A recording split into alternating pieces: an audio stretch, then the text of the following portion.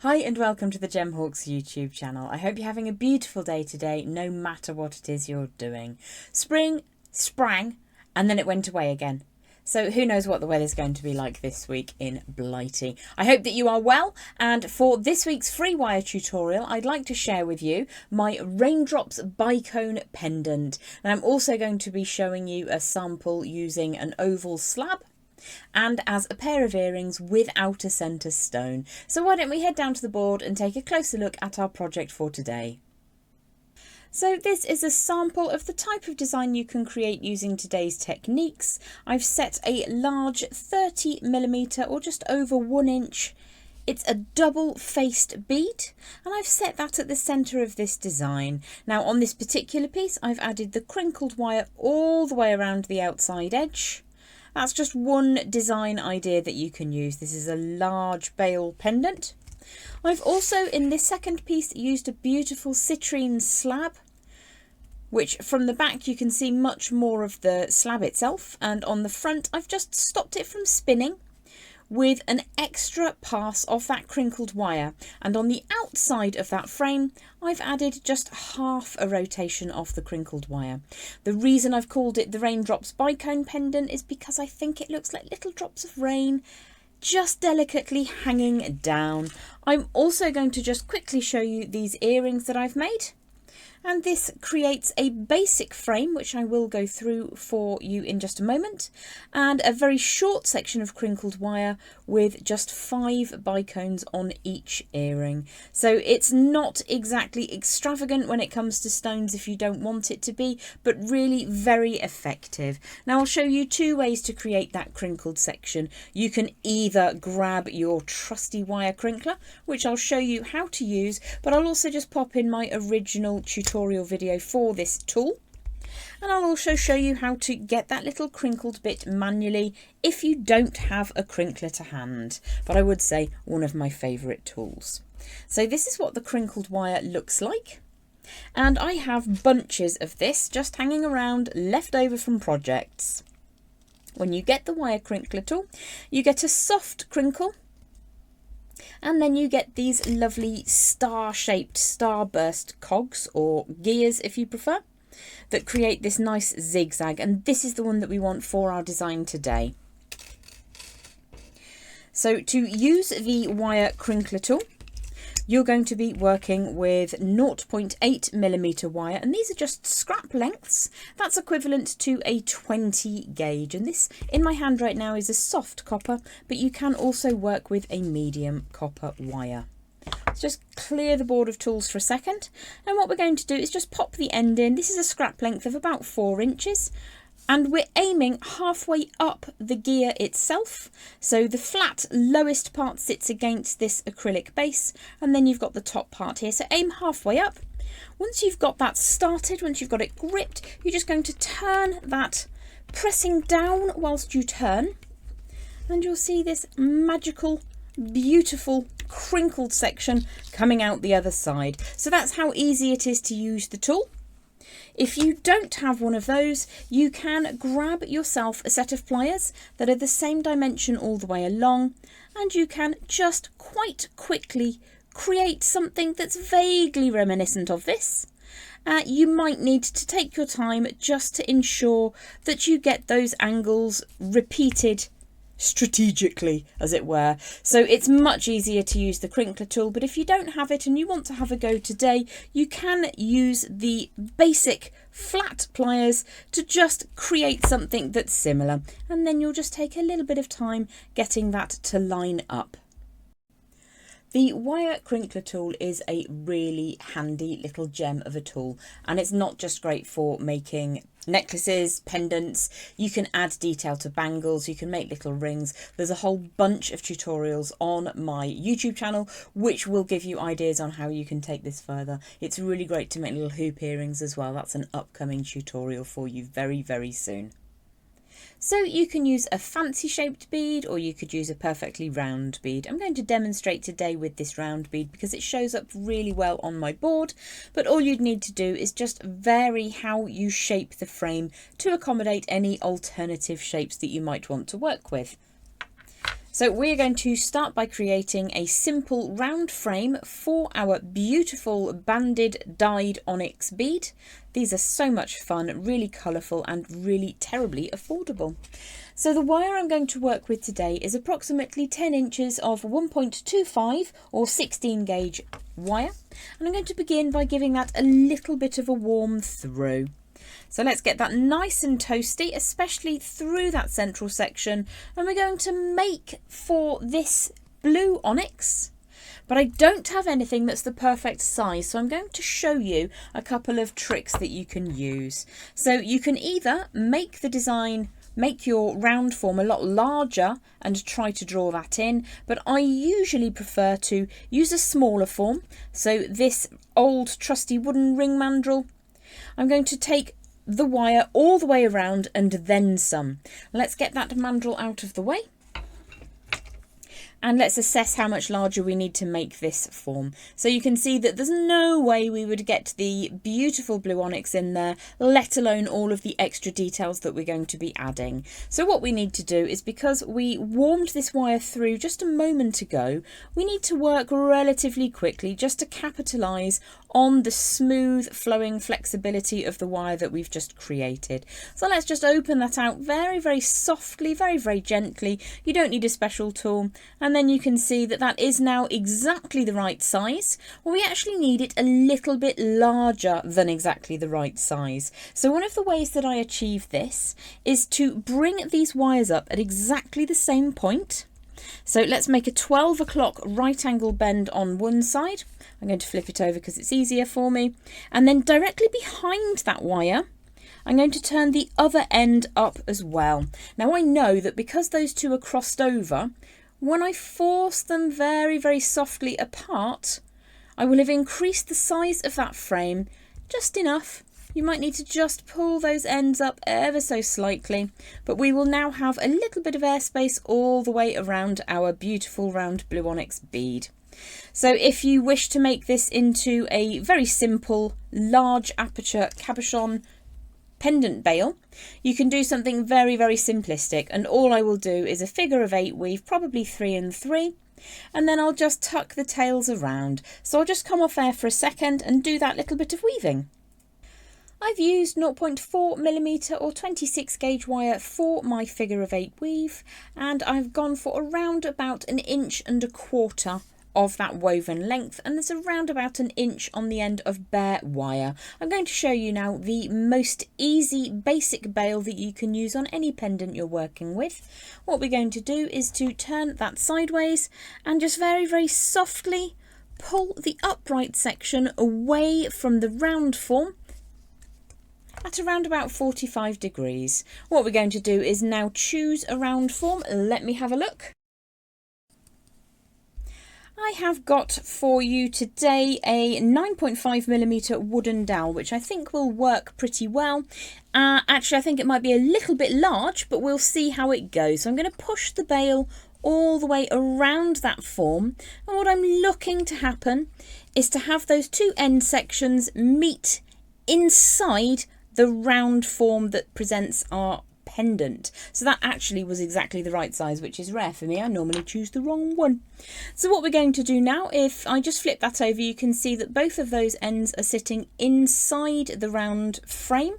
I'm just going to very, very gently splay them apart and just ensure that they don't go too far inside the frame. So I think I'll probably just draw that back a little bit, tidy up those wire wraps.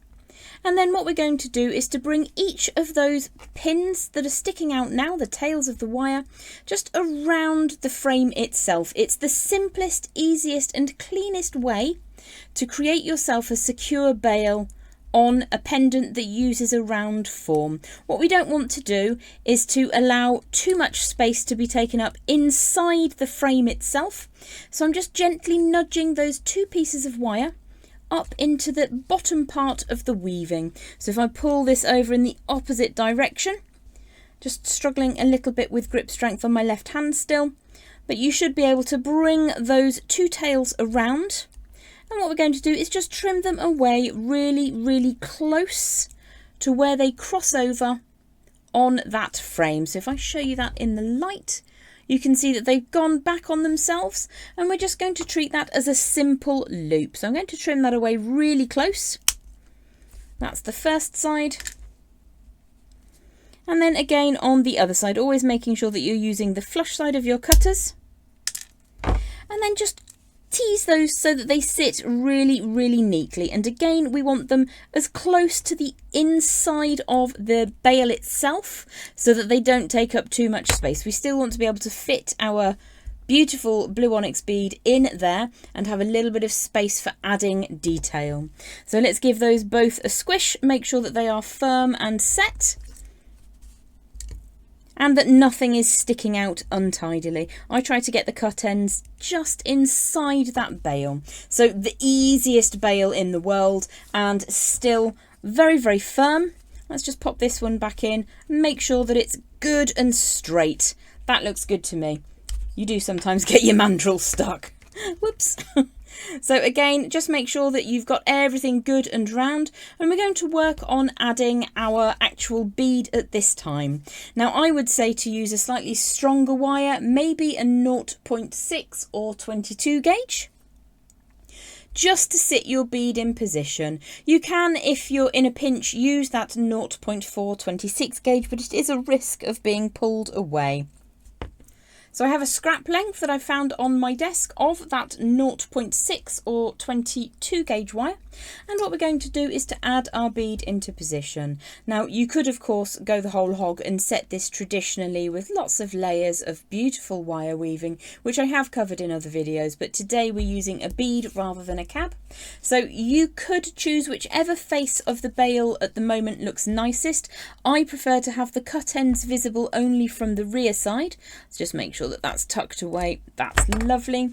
So what I'm going to do is to lay my finer wire, which is that 22 gauge or 0.6 mil, over the top of the frame, and I'm going to wrap at least 3 times around one of those margins. Now it's going to be not directly up and down, but I'm not overly worried about that because it will be hidden with all of the other bits and bobs we're going to add on to our design. So let's just spin that end of the wire around, make sure that tail is nice and neat and tidy, and then compress that little wrap up. And what we could try to do is get the end of the wire to sit inside that frame. So once you've got it sitting inside the frame, if you grip that little coil gently and bring that wire over one last time, you'll endeavour to keep that in position. So let's just push that snugly up against the bail at the 12 o'clock position, and then we'll add our bead in. Probably could have straightened that wire on the end and that would have been easier. So one of the ways that this pendant can be enjoyed is without any of those little zigzags on the inside. I set zigzags on this one in case you don't want the bead to spin, but if you do want the bead to spin, then we won't add any on the inside of that frame. So what I'm going to do now is to balance my wrapping. Because I'm on the left hand side up at the top, I'm going to coil the wire down at the bottom away to the right. It's a level of asymmetry, I suppose, but it's just attention to detail that makes your jewellery look really, really beautiful. Just means that those two coils are moving in opposite directions, and I think it looks really attractive. So you can of course spin that bead out of the way to make it easier for you, but what you don't want to do is to pull so hard that you disrupt the beautiful round shape that you've created. One of the reasons having that bead spinning at this stage is handy is because it means you can get the wire to sit in position and then trim away so that the end will sit inside the frame. So let's tidy up that coil like we did at the top, being mindful not to scratch our beautiful blue onyx bead. Rotate those plier faces around so that the end gets tucked away neatly, like so. So let's have a look. From the front, that looks beautiful. Let's just spin that bead. I actually think I'm going to leave this example spinning. The next thing that I'll be showing you in the next segment of the video is how to fit your zigzags. So we've set that lovely blue onyx into the frame and we've completed a very, very simple bail with a figure of 8 weave up at the top. The next thing we're going to do is to show you how to put the zigzag around the frame itself so that you can add those beautiful bicones down at the bottom. Now, one of the reasons I'm not going to go through every single design that I'm showing you on the board is because the video would be 4 hours long and you'd all be fast asleep by now. So I'm going to talk through some of the options as well as showing you how to set those lovely zigzags and those beads. Now, the beads I'm using today are Swarovski elements and I'm using 4mm bicones, and I have on the board Crystal and Crystal AB. So whichever bicones you want to use are ideal, but 4mm is the best size for this project. So when you create your little zigzag section, either using the Wire Crinkler Tool or creating your own with a set of pliers, the idea would be to work from the reel and then see when you have enough to go all the way around the pendant. So you can go all the way around the inside, part of the way around the outside. There are no rules. Do what makes you happy and what makes you think your jewellery will be beautiful. I'm going to show you with whatever we have on this section. So to begin working with your length of zigzagged wire, we're going to begin by trimming either end to make sure that they finish in the same position, and I'm just going to cut this at the up point and show you what I mean. So I've got a down slope and an up slope, and at the far end I finished on an up slope. That's exactly how I wanted it to work. So what I'm going to do is now turn just half of one of those zigzags, so just a zag if you like. I'm going to turn that into a small loop. So if I hold this with the very tip of my round nose pliers and just rotate that around, what we're doing is just creating a loop on the end. Now you do use a teeny tiny bit of the next section along, so it's almost a zig and a bit. What we're going to do is just strengthen that loop really carefully and draw that zig back down into position. Give that a really nice squish to make it good and strong. So if I flip that design over, flip the wire over and do the exact same thing on the other end, what we're doing is we're working with just half. We're just working with one section. We're working with the zag again. And what we're going to do is to rotate those pliers around, round nose pliers, and just get the cut end of the wire to touch the previous section. And again, I'm just going to draw that down slightly to remanufacture that beautiful zigzag shape.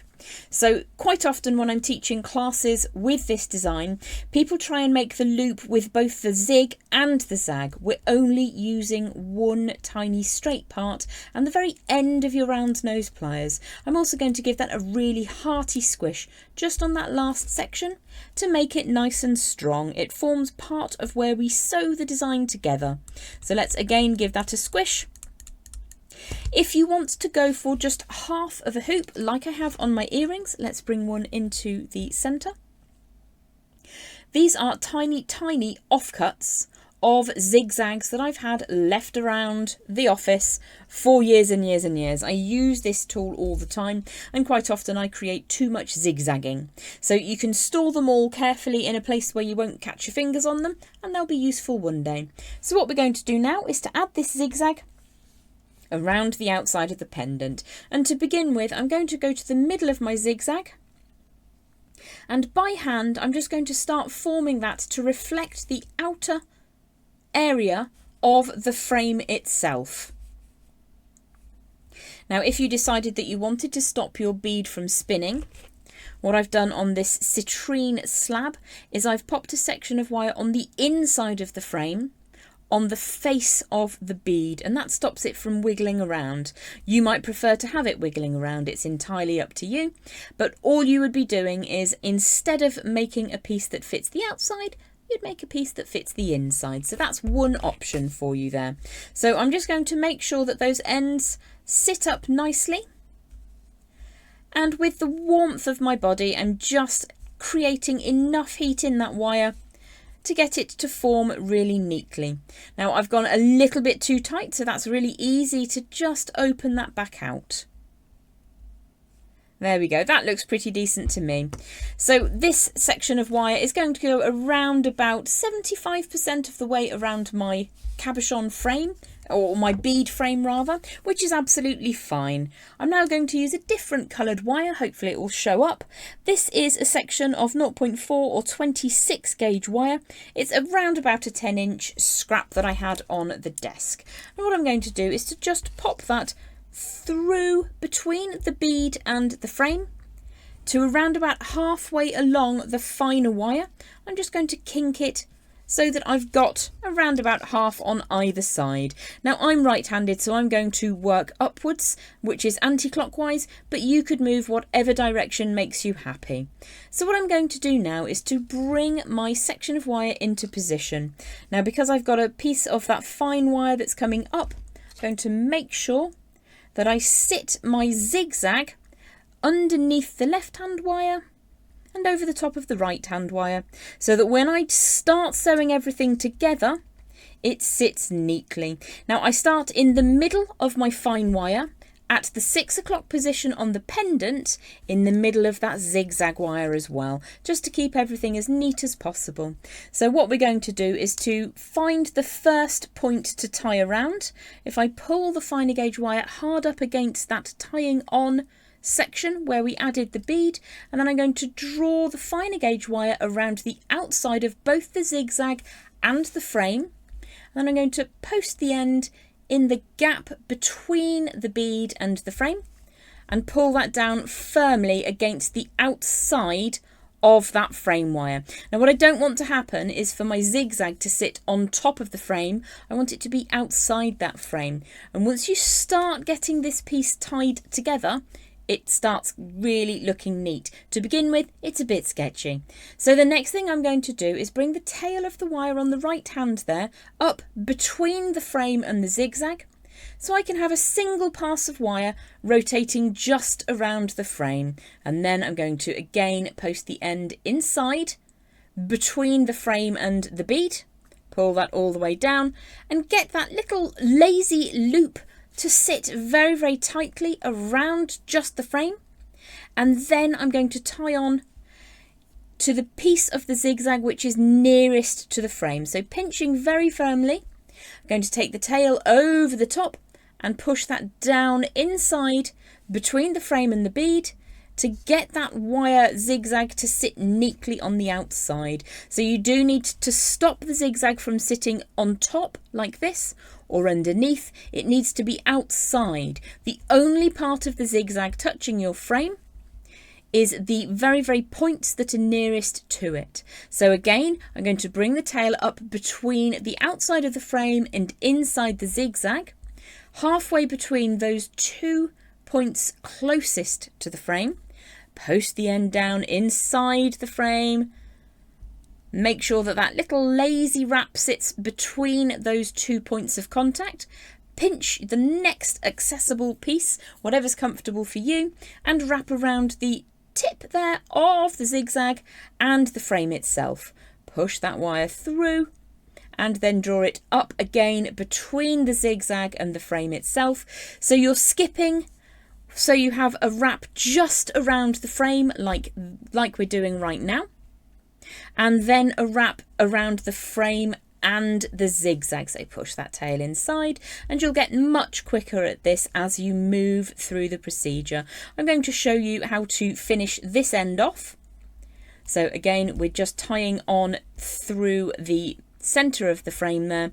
When you come to the last section, you're tying on that little peak that hits the frame, and then we're going to make sure that the last little wrap takes the tip of that finer gauge wire up inside the loop we created on the end of the zigzag. So you're coming up inside the loop, pull that through neatly, and then we're going to finish off with 3 wraps around that frame wire. So if you're going to use a piece of zigzag that is long enough to go all the way around, make sure that your loops sit just outside. If you get them too close, it will be very tricky to get it looking neat. So having a gap is better than having it too clustered up at the top. And I'm going to finish off with a 3rd wrap and just ensure that that's nice and neat and tidy on the frame. scooch that into position. When you come back down to the other side, you will need to just make sure that you do have that tension.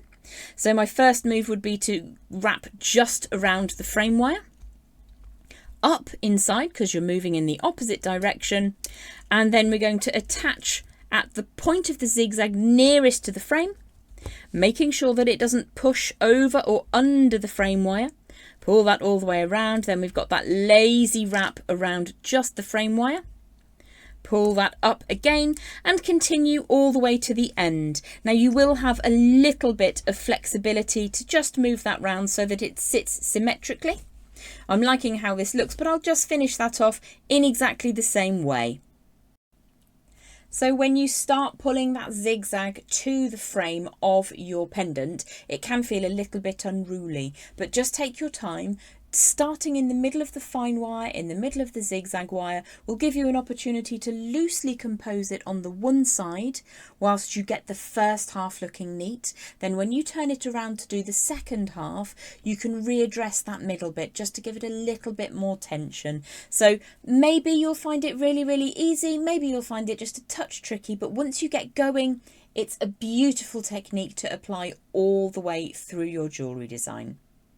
So if you wanted to stop your chosen bead from spinning, you would follow the exact same protocol, but allowing the wire to sit over the face of your bead, and you'll find a rhythm with the pre-existing wires. You can pop them on at the same time, but it is a little bit fiddly. You could even ring the changes and have your section of zigzag upside down so that you don't have a complete circuit both inside and outside, or you could fill both of them completely. Absolutely up to you how you move forward with this technique.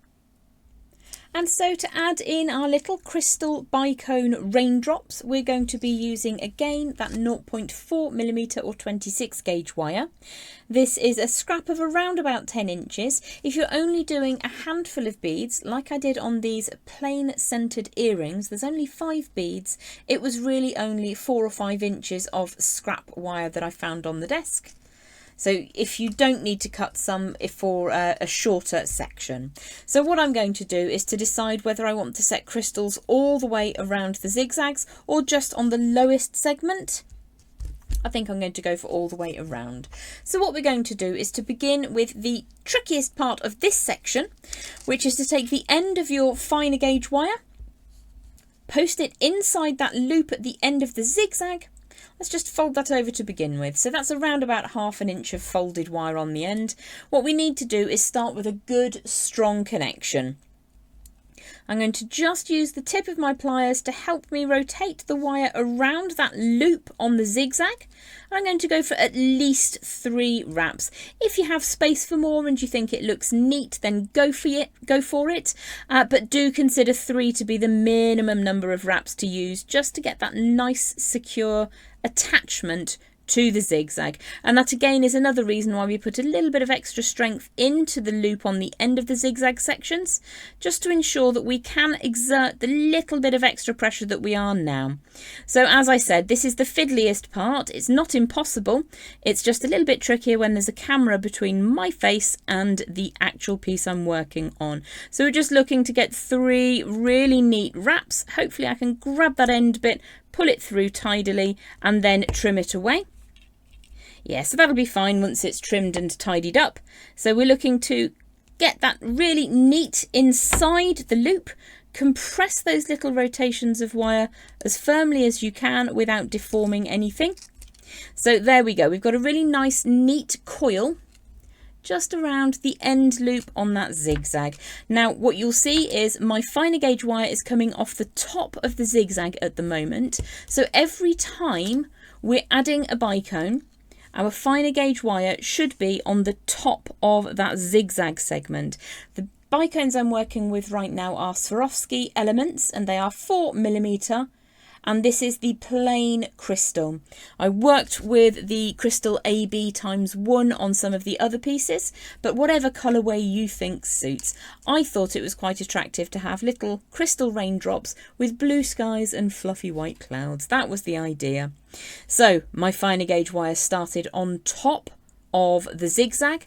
Therefore, I'm going to take the very end of that wire underneath the next peak on that zigzag wire. So control your wire. Because this is a scrap, it's a little bit tense and tetchy. It might get hooked and kinked. And what I'm going to do now is just pull that firmly so that the zigzag sits in that, so that the bead sits in the outside of the zigzag. And what I will do now is rotate 3 times neatly around the tip of the zigzag that's furthest away from that frame. So we go for 3 rotations. I've just sent the beads everywhere. This is classic Gem Hawks. And make sure that that little wrap of 3 sits on the very tip of that peak with the zigzag. So again, your finer gauge wire should be on top of the zigzag. So let's just do one more. I'll maybe find the one that just went underneath the keyboard. And we'll add that on the end of the cut length of finer gauge wire. And we're going to just assess where that's going to sit. Make sure that your little trio of wraps are on the very tip of the zigzag. And then because I started on top of the zigzag, we need to then bring the finer gauge wire underneath to complete that design. Should have put the beads somewhere else. So again, 3 wraps. The wire will continue off the top of my design. Add your bead and then bring the tip underneath the next peak all the way around and you are golden, finishing with those 3 fiddly little wraps on the last loop of the design. Well, I hope that you've enjoyed today's tutorial for the Raindrops Bicone pendant. Have yourself a beautiful day and I hope that weather is bright and shiny for you. See you very soon. Bye.